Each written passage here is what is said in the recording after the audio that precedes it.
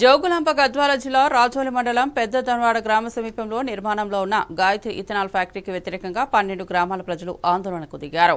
35 ఎకరాల్లో ఫ్యాక్టరీ నిర్మాణం జరుగుతుండగా 12 మంది రైతులు యంత్రాలు, కూలీల గుడిసెలు, కంటైనర్లకు తగలబెట్టి సుమారు 40 లక్షల ధ్వంసం చేశారని యజమాని మంజునాథ్ ఫిర్యాదులో పేర్కొన్నారు. దీంతో మొత్తం 40 మందికి పైగా కేసు నమోదు కాగా 12 మందిని అరెస్ట్ చేసి రిమాండ్కు తరలించినట్లు రాజోలి ఎస్ఐ జగదీష్ తెలిపారు. సంఘటనపై వీడియో ఆధారంగా విచారణ జరిపి చట్టపరంగా తగిన చర్యలు తీసుకుంటామని అధికారులు స్పష్టం చేశారు.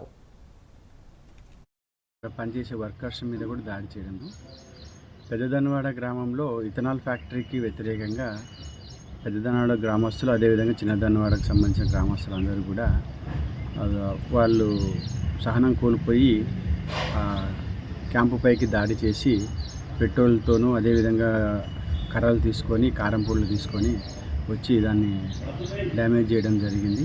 అదేవిధంగా కొంతమందిని అక్కడ పనిచేసే వర్కర్స్ మీద కూడా దాడి చేయడం జరిగింది.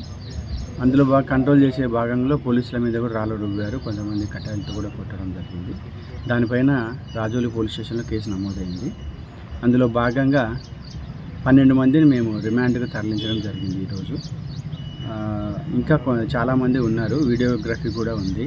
వీడియోస్ అన్నీ పరిశీలించిన తర్వాత దాంట్లో ఎవరెవరైతే ఇన్వాల్వ్ అయ్యారో వాళ్ళందరినీ కూడా చట్ట ప్రకారంగా ఏం చేయాలనేది ఆఫీసర్ల నోటీసులో పెట్టేసి కూడా మేము చేస్తాము.